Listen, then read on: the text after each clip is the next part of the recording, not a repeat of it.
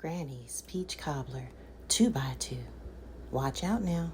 Hello everybody, welcome to Cooking with Granny and Mama Soul Kitchen. Today we have peach cobbler by 2x2. I call this a 2x2 because it's really for you and your lover, your husband, your wife. Just something special for Valentine's Day. So instead, I call it 2x2 because of the fact that it's a square pan. It's a little bigger than what we used last time for a little 2x2 in the bread loaf pan.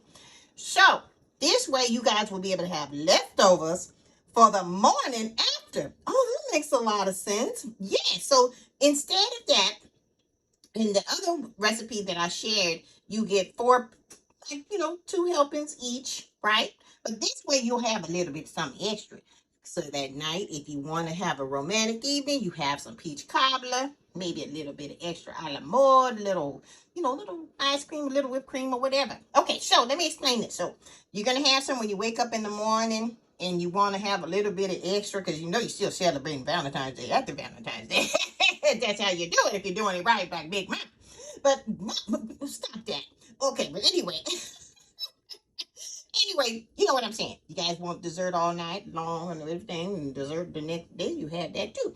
Now, what I did was I went on and used my pie crust, used it here. I added some little rosebud pie crust as well. You roll them up, cut them singles and nice and just roll it till you come up with a rosebud. I'm going to show you what it looks like afterwards. Guys, stay tuned.